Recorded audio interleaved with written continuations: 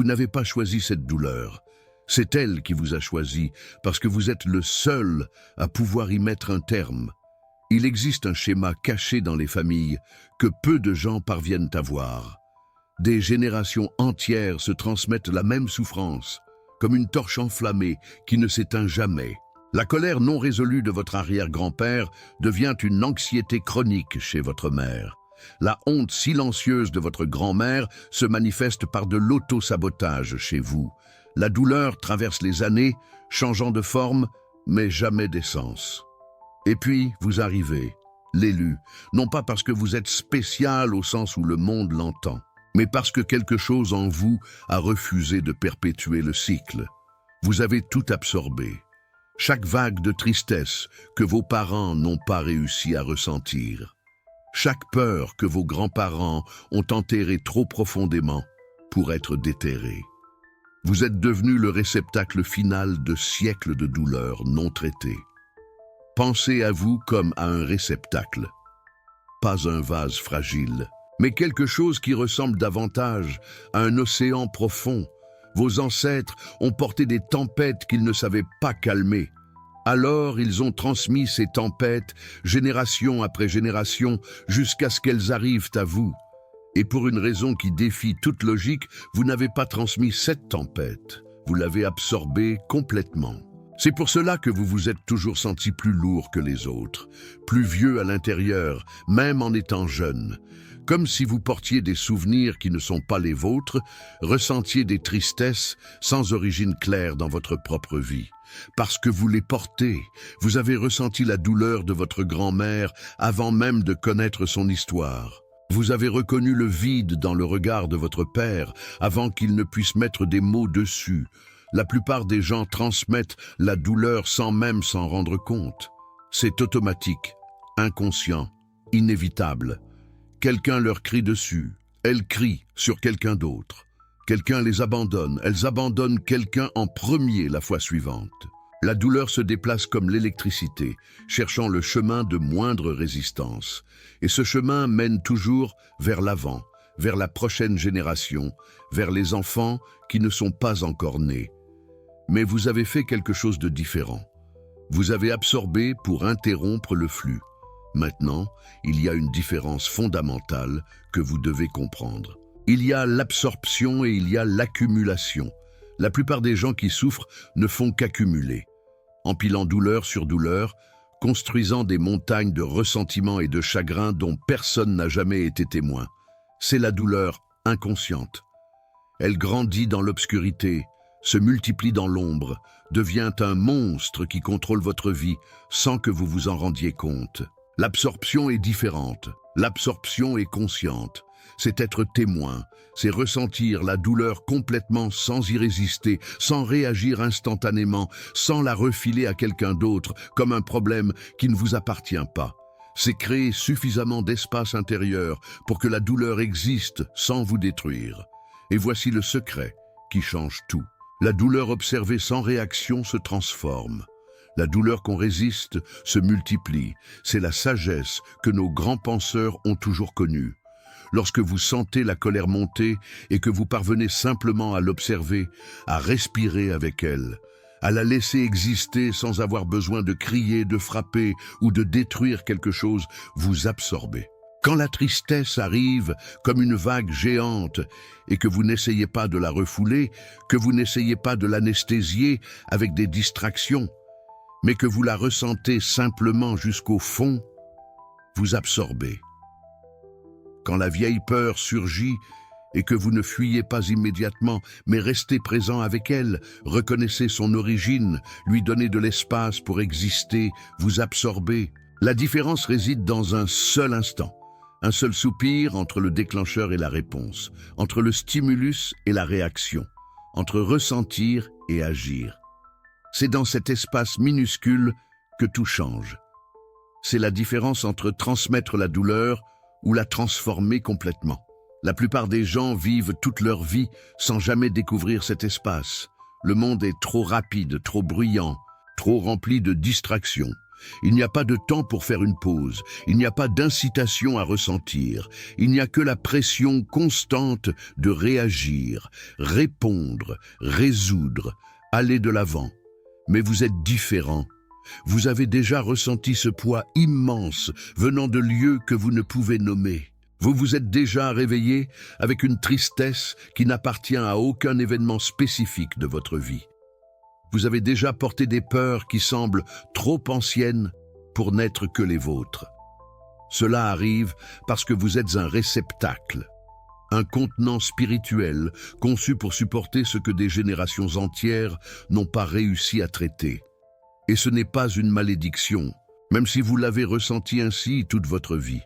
C'est une fonction, une nécessité spirituelle. Vous êtes apparu dans la lignée exactement au moment où le cycle devait s'achever. Pensez aux générations qui vous ont précédé. Votre arrière-grand-père, qui a survécu aux guerres du XXe siècle, mais n'a jamais parlé du traumatisme. Votre arrière-grand-mère, qui a perdu des enfants, mais n'a jamais eu le droit de pleurer. Votre grand-père, qui a travaillé jusqu'à l'épuisement, mais n'a jamais exprimé sa colère. Votre grand-mère qui a sacrifié ses rêves mais n'a jamais admis son ressentiment. Vos parents qui ont hérité de tout cela et ont essayé de survivre du mieux qu'ils pouvaient. Et puis, vous êtes arrivés. Et d'une certaine manière, même sans comprendre complètement, vous saviez que vous ne pouviez pas continuer à transmettre cela. Vous saviez que le cycle devait s'arrêter. Alors, vous avez tout absorbé. Consciemment ou non, vous êtes devenu le point final. C'est pour cela que vous vous êtes senti si seul. C'est pour cela que vous sembliez si différent des autres. C'est pour cela que vous avez toujours su que vous portiez quelque chose de plus grand que vous-même. Parce que c'est le cas. Vous portez des siècles de douleurs non traitées et votre travail n'est pas de la transmettre, mais de la transformer complètement. Maintenant, vous vous demandez peut-être, si j'ai absorbé cette douleur pour mettre fin au cycle, pourquoi fait-elle encore si mal ? Pourquoi ai-je l'impression de porter un poids qui ne diminue jamais? Si je suis le réceptacle censé transformer tout cela, pourquoi me sens-je encore écrasé par cet héritage? Ces questions sont valables. Et la réponse changera tout ce que vous pensez de ce processus. Car l'absorption sans conscience n'est que souffrance supplémentaire. Porter la douleur sans comprendre le mécanisme, c'est accumuler un fardeau sans but. Et la véritable transformation, la vraie alchimie qui transmute des siècles de traumatismes en sagesse, se produit en un seul endroit, l'espace entre le moment où la douleur vous atteint et celui où vous y réagissez. Cet espace microscopique, cet instant presque invisible entre ressentir et agir, c'est là que tout bascule. C'est là que l'absorption devient transmutation. C'est là que le poids ancestral se transforme en force spirituelle. Mais voici ce que personne ne vous dit sur cette douleur que vous portez. Voici le secret qui révélera pourquoi vous avez été choisi. Et quoi faire de ce savoir maintenant que vous l'avez? Car absorber n'était que la première étape. La véritable transformation se produit lorsque vous apprenez à utiliser cet espace, cet intervalle sacré entre le stimulus et la réponse, pour réécrire des schémas qui existent depuis des siècles. Et cela change absolument tout. Vous êtes devenu le réceptacle. Maintenant, vous devez devenir l'alchimiste, parce qu'absorber la douleur ne consiste pas seulement à endurer, il s'agit de transformer. Et il y a une énorme différence entre les deux. La plupart des gens qui portent une douleur ancestrale ne réalisent même pas qu'ils le font. Ils absorbent la colère du père, l'amertume de la mère, le traumatisme silencieux dont personne ne parle, mais que tout le monde ressent. Et ils vivent ensuite comme si cette douleur était la leur, comme si elle était née avec eux. Mais vous faites quelque chose de différent. Vous n'avez pas seulement absorbé, vous avez arrêté la transmission. Et cela se passe dans un endroit si petit que la plupart des gens ignorent même son existence. Un espace minuscule, une brèche, ce que les moines bouddhistes appellent le vide créateur, entre ce qui vous arrive et la façon dont vous réagissez. C'est là que tout change. Laissez-moi vous montrer comment cela fonctionne. Lorsque la douleur vous atteint, colère, mépris, jugement, cruauté, il y a un instant, un seul battement de cœur. À cet instant, vous avez le choix. Vous pouvez réagir immédiatement ou vous pouvez être témoin. Cet espace se mesure en battements de cœur, pas en heures, mais il représente tout. Car lorsque vous réagissez immédiatement, vous transmettez. La colère reçue devient la colère que vous renvoyez. Le mépris absorbé devient le mépris que vous projetez et le cycle continue. La lignée continue de saigner. Mais lorsque vous êtes témoin, lorsque vous observez simplement sans fusionner, quelque chose d'extraordinaire se produit. La douleur s'arrête avec vous, pas parce que vous êtes fort, pas parce que vous êtes spécial, mais parce que vous avez choisi d'être conscient dans cet unique instant qui compte. C'est ça l'intervalle, la brèche avant la réaction. Et apprendre à habiter cet espace fait toute la différence entre être une éponge et être un miroir. Laissez-moi vous expliquer. Une conscience éponge absorbe la douleur et la porte au sein de sa propre identité. Elle devient la douleur. Si quelqu'un lui crie dessus, elle devient colère. Si quelqu'un la rejette, elle devient indignité. L'éponge ne sait pas qu'elle peut lâcher prise. Elle croit qu'elle est ce qu'elle a absorbé. Et alors, elle transmet. Car la douleur non traitée finit toujours par ressortir. Elle fuit toujours, mais une conscience miroir fonctionne différemment. Le miroir renvoie la douleur à sa source sans s'y attacher. Quand la colère arrive, le miroir l'observe, la reconnaît, en est témoin, mais ne fusionne pas, ne devient pas. Et parce qu'il ne devient pas, il ne transmet pas. La colère traverse le miroir comme de la lumière. Elle le traverse, mais ne laisse aucune trace. Cela ne signifie pas que vous ne ressentez rien. Vous ressentez tout, chaque mot tranchant, chaque regard de mépris, chaque abandon silencieux, mais vous le ressentez en tant que témoin, pas en tant que victime. Et cette différence entre être témoin et fusionner fait toute la différence. Je vais vous donner un exemple concret. Disons que quelqu'un vous crie dessus, de la pure colère, peut-être injuste, peut-être irrationnelle. Et à ce moment-là, vous sentez quelque chose monter en vous. Une chaleur dans la poitrine, les muscles tendus, l'envie pressante de crier en retour. C'est là, à cette seconde précise, vous avez l'intervalle. Si vous réagissez immédiatement, vous êtes devenu la colère. Vous avez absorbé et maintenant vous transmettez. Le cycle continue, la lignée reste malade. Mais si vous faites une pause, juste une seconde, et observez cette colère comme s'il s'agissait d'une météo intérieure, quelque chose change. Vous vous dites « Regarde, de la colère, elle est là, en moi, maintenant. Mais ce n'est pas moi, c'est juste quelque chose qui me traverse. » Et alors, vous ne criez pas en retour, vous ne fuyez pas, vous ne vous justifiez pas, vous observez. Simplement, comme l'océan qui ne se soucie jamais de la tempête qui le traverse. L'océan n'essaie jamais d'arrêter la tempête, il ne lutte jamais contre elle, il la laisse simplement passer. Et quand la tempête s'en va, l'océan est toujours là, entier, intact. C'est cela la conscience miroir. Maintenant, laissez-moi vous dire pourquoi cela brise les lignées. Les lignées familiales transmettent la douleur à travers des schémas inconscients. Votre grand-père a été humilié, alors il humilie. Votre grand-mère a été abandonnée, alors elle abandonne. Votre père a été ignoré, alors il ignore. Ils ne font pas ça parce qu'ils sont méchants, ils le font parce qu'ils sont inconscients, ils ont absorbé la douleur et n'ont jamais appris à en être témoins. Alors ils ont réagi, et chaque réaction fut une nouvelle graine de douleur plantée dans la génération suivante.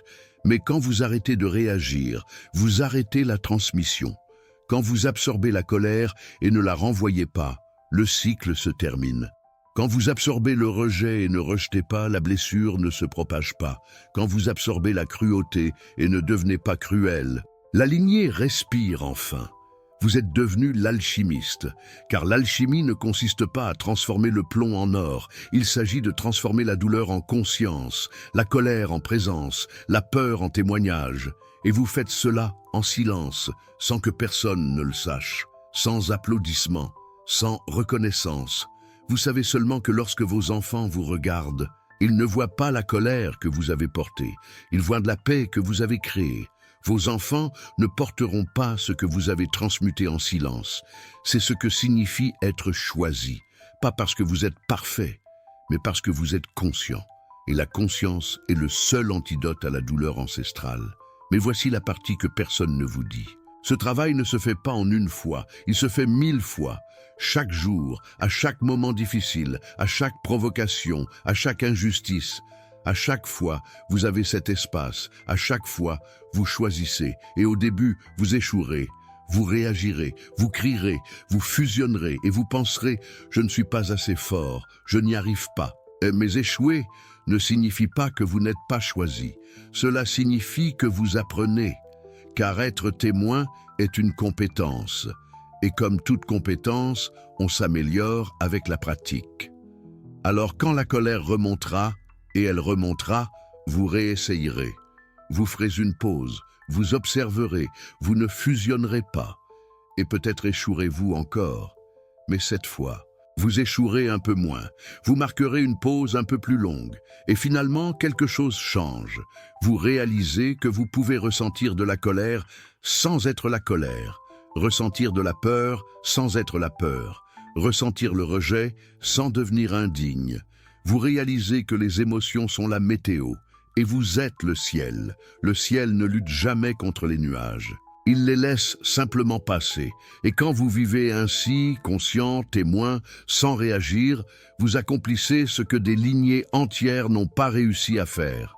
Vous brisez le schéma, pas par la violence, pas par la confrontation, mais par la présence. Car la plus grande révolution n'est pas extérieure, elle est intérieure. C'est choisir, dans un seul instant de douleur, de ne pas transmettre, de ne pas perpétuer, de ne pas fusionner. C'est choisir d'être le miroir plutôt que l'éponge. Et ce choix, fait 1000 fois, dans 1000 moments silencieux, est ce qui sépare ceux qui portent la douleur de ceux qui la transmutent. Vous êtes en train de devenir l'alchimiste, et peut-être ne le réalisez-vous pas encore, mais votre famille le sent déjà. Vos enfants à naître le savent déjà. La lignée entière attend que vous fassiez ce que des générations n'ont pas pu faire. S'arrêter, être témoin, transmuter. Maintenant, vous le faites instinctivement, mais bientôt, vous le ferez consciemment. Et quand cela arrivera, tout changera, parce que vous réaliserez quelque chose que peu de gens savent. La douleur que vous avez absorbée n'était pas aléatoire. Ce n'était pas un accident, ce n'était pas une punition, c'était une préparation pour ce que vous êtes venu faire ici. Et il existe une vérité ultime sur les élus qui change tout. Quelque chose que vous devez comprendre avant d'aller plus loin. Mais ça viendra après. Pour l'instant, sachez ceci. Vous n'êtes pas la victime de la douleur que vous avez portée. Vous en êtes le maître.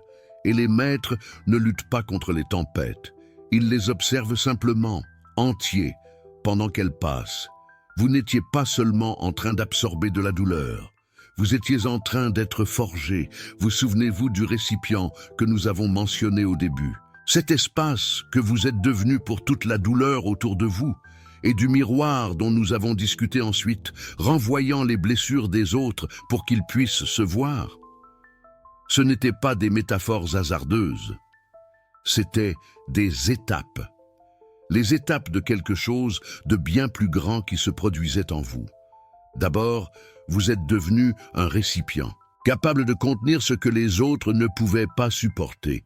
Ensuite, vous êtes devenu un miroir, capable de montrer des vérités que les autres ne pouvaient pas voir. Mais il y avait une troisième étape qui se déroulait en silence. Une étape que vous n'avez peut-être même pas remarquée jusqu'à présent. Vous étiez transformé en quelque chose que votre lignée n'a jamais produit. Quelqu'un qui ne brise pas sous la pression. Quelqu'un qui ne transmet pas le traumatisme. Quelqu'un qui absorbe le poison et le transmute en sagesse. C'est la vérité sur les élus que personne ne vous dit. Vous n'avez pas été choisi pour souffrir. Vous avez été choisi pour mettre fin à la souffrance, pour être le point final d'une chaîne de douleur qui a traversé les générations. Nietzsche, ce grand penseur que la France a épousé plus profondément que tout autre pays, appelait cela la transvaluation des valeurs. Jung appelait cela l'individuation. Mais ce que cela signifie vraiment, c'est ceci. Vous brisez un schéma ancestral qui semblait indestructible. Et maintenant, Après la tempête, qu'est-ce qui émerge? La clarté. Une clarté si profonde qu'elle semble presque surnaturelle. Vous vous asseyez dans une pièce pleine de chaos et ressentez un calme inexplicable. Les autres paniquent et vous êtes présent. Les autres réagissent et vous observez. Pas parce que vous êtes meilleur, non, cela n'a rien à voir avec la supériorité. Mais parce que vous avez traversé un feu qui a brûlé tout ce qui était faux. Vos frontières ne sont plus des murs, ce sont des limites conscientes. Vous savez exactement où vous finissez et où l'autre commence. Vous n'absorbez plus sans consentement. Vous ne vous sacrifiez plus pour obtenir une validation. Vous avez appris la différence entre compassion et autodestruction. C'est la souveraineté émotionnelle qui vient de l'autre côté. Vous n'avez plus besoin de l'approbation de personne, car vous vous êtes approuvé vous-même dans le feu. Et cette approbation, elle ne peut pas vous être retirée, car elle n'a été donnée par personne. Elle a été conquise. La clarté née de l'obscurité brûle plus fort que la lumière héritée, parce que la lumière héritée peut être éteinte. Mais la lumière que vous avez forgée dans les profondeurs de votre propre obscurité, cette lumière a une source interne, et personne ne peut vous la prendre. Vous réalisez que vous n'avez pas besoin de validation, car vous vous êtes validé dans le feu. Et quand vous n'avez plus besoin de validation, quelque chose d'extraordinaire se produit. Vous devenez un phare, pas intentionnellement, pas consciemment, juste en existant. Pensez à un phare, comme ceux qui gardent les côtes françaises depuis des siècles. Il ne poursuit pas les navires. Il ne crie pas pour attirer l'attention. Il reste simplement là, ferme au milieu de la tempête, émettant de la lumière. Et les navires perdus dans l'obscurité, ils trouvent leur chemin vers la maison, non pas parce que le phare leur a parlé, mais parce que le phare était ce qu'il est. C'est votre rôle désormais, le rôle du phare. Vous n'avez pas besoin d'enseigner la non-réactivité à qui que ce soit, pas besoin de prêcher la tranquillité intérieure, pas besoin d'expliquer comment cesser de réagir au chaos. Car lorsque vous entrez dans une pièce, les gens le ressentent. Ils sentent la différence entre quelqu'un qui feint le calme et quelqu'un qui est devenu le calme. Votre présence brise les cycles de réaction sans que vous n'ayez à dire un mot. Quand quelqu'un crie et que vous restez calme, vous offrez un modèle différent. Quand quelqu'un panique et que vous êtes présent, vous montrez qu'une autre réponse est possible. Quand quelqu'un se noie dans ses émotions et que vous observez les vôtres sans y sombrer, vous devenez la preuve vivante qu'il existe une autre voie. Vous n'enseignez pas cela, vous l'incarnez. Et cela change tout. Car les gens ne changent pas parce que vous leur dites de changer. Ils changent parce qu'ils sont témoins de quelqu'un qui a déjà changé. Ils voient en vous ce qui est possible pour eux. Et cela brise le cycle de réaction automatique qui emprisonne des familles entières depuis des générations. Jung disait, ce que les traditions françaises et suisses ont exploré durant des siècles, que tant que vous ne rendrez pas l'inconscient conscient, il dirigera votre vie et vous appellerez cela le destin. Mais vous avez fait le travail. Vous avez mis l'inconscient en lumière. Vous avez vu les schémas qui vous contrôlaient et vous avez choisi autre chose.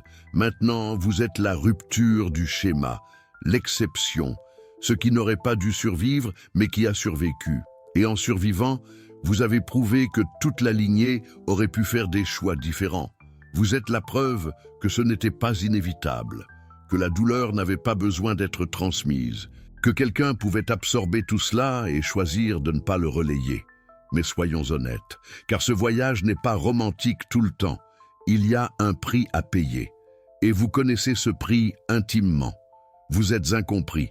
Ceux qui n'ont jamais fait ce travail ne comprennent pas votre calme. Ils pensent que vous êtes froid ou indifférent, ou que vous ne vous en souciez pas. Parce qu'ils confondent réactivité et passion. Erreur que même nos plus grands penseurs français ont longtemps commise. Ils croient que si vous ne réagissez pas, vous ne ressentez rien. Mais la vérité est tout l'opposé. Vous ressentez profondément. Vous avez simplement appris à ne pas laisser ces sentiments vous contrôler. Vous êtes isolé. Parce que peu de gens font ce niveau de travail intérieur. Et quand vous changez à ce niveau, vos anciennes connexions n'ont plus de sens. les conversations superficielles vous épuisent, les drames triviaux vous repoussent, et vous vous retrouvez seul, non pas parce que vous avez choisi la solitude, mais parce que vous avez grandi au-delà de ce que la plupart sont prêts à explorer. Vous portez un poids invisible. Personne ne voit combien de fois vous avez tenu l'espace pour la douleur d'un autre. Personne ne sait combien de tempêtes émotionnelles vous avez absorbées sans les transmettre plus loin. Personne n'est témoin du travail silencieux consistant à briser les schémas ancestraux. Et parfois, vous vous sentez épuisé d'une manière que le sommeil ne peut réparer. C'est le prix à payer, et il est réel, et je ne vais pas prétendre le contraire. Mais voici la libération qui accompagne ce coup. Vous êtes libre de ce qui a détruit votre lignée. Les schémas qui ont coulé vos ancêtres, ils n'ont plus de pouvoir sur vous. Les réactions automatiques qui ont ruiné des relations pendant des générations, vous les voyez arriver et vous choisissez différemment. Les peurs qui ont paralysé votre famille, vous les avez affrontées et avez découvert que c'étaient des fantômes. Vous êtes libre. Non pas parce que la vie est devenue plus facile, mais parce que vous êtes devenu plus fort que les schémas qui avaient l'habitude de vous contrôler. C'est le voyage de tous les êtres véritablement conscients, solitaire mais nécessaire, incompris mais vital. Parce que quelqu'un doit briser la chaîne, quelqu'un doit absorber la douleur sans la transmettre, quelqu'un doit prouver qu'il est possible de survivre et de transcender ce qui a tué des générations avant vous. Et cette personne, c'est vous. Jung enseignait que l'individuation n'était pas un voyage pour les faibles, que le vrai soi n'émerge que lorsque vous affrontez tout ce qui a tenté de le détruire, et vous l'avez fait. Vous avez affronté la douleur qui aurait pu effacer des lignées entières, et vous n'avez pas seulement survécu, vous avez transmuté cette douleur en force. Maintenant, voici la vérité profonde qui change tout. La véritable connexion n'émerge qu'avec ceux qui ont aussi transmuté. Les gens qui sont encore coincés dans des schémas réactifs ne peuvent pas vous rencontrer là où vous êtes. Mais ceux qui ont fait le travail, ceux qui ont aussi absorbé la douleur et choisi la transformation, ils vous reconnaissent instantanément. Il existe une connexion silencieuse entre ceux qui ont brisé les chaînes, une reconnaissance, une compréhension sans mots. Et ces connexions, bien que rares, sont profondes d'une manière que les connexions superficielles ne pourraient jamais l'être. Alors oui, vous êtes isolé de la majorité, mais vous êtes connecté au peu qui compte vraiment, à ceux qui ont aussi transmuté, à ceux qui sont aussi devenus des phares. Et maintenant, que faites-vous de tout ça? Je vais vous donner quelque chose de pratique, quelque chose que vous pouvez utiliser immédiatement. Demain, quand quelqu'un vous provoquera, observez l'espace entre le déclencheur et votre réaction. Observez simplement. N'essayez pas de contrôler, n'essayez pas de changer. Voyez juste si vous pouvez percevoir ce petit espace entre le moment où quelque chose se produit et le moment où vous réagiriez normalement. Cet espace, c'est l'espace où les lignées s'arrêtent, c'est l'espace où les schémas ancestraux perdent leur pouvoir, c'est l'espace où vous cessez d'être contrôlé par des réactions automatiques pour devenir un être conscient, faisant des choix conscients. Observez simplement l'espace. C'est tout ce que je demande, juste une fois, demain, entre le déclencheur et la réaction. Observez simplement. Car c'est ainsi que les lignées se terminent, non pas par de grands gestes dramatiques, mais par de petits moments de conscience, des moments où vous voyez le schéma arriver et choisissez de ne pas y participer, des moments où vous ressentez la réaction automatique et choisissez de respirer au lieu d'exploser, des moments où vous reconnaissez le cycle et choisissez de le briser. Vous avez absorbé une douleur qui aurait éteint des lignées. Maintenant, vous êtes le début de quelque chose qu'elle n'aurait jamais pu détruire. Vous êtes le réceptacle qui a contenu ce que d'autres ne pouvaient supporter. Vous êtes l'alchimiste qui a transformé le poison en sagesse. Vous êtes le phare qui guide les autres sans dire un mot. Et ce que vous construisez à partir de maintenant, c'est entièrement le vôtre. La douleur s'arrête avec vous. Mais ce qui commence avec vous, c'est quelque chose dont les générations futures seront témoins. Non pas parce que vous leur avez prêché, mais parce que vous avez vécu différemment. parce que vous avez brisé la chaîne, parce que vous avez absorbé l'obscurité et choisi d'émaner la lumière. Si ce contenu a résonné en vous, explorez davantage de pratiques de non-réactivité et d'éveil conscient sur cette chaîne. Il y a une communauté silencieuse de phares ici.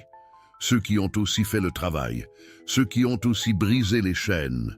Et ensemble, nous prouvons que les schémas qui semblaient incassables n'étaient que des schémas attendant quelqu'un d'assez courageux pour choisir différemment. Quelqu'un qui comprend que la vraie liberté commence à l'intérieur. La douleur s'arrête avec vous. Ce que vous construisez à partir de maintenant est le vôtre.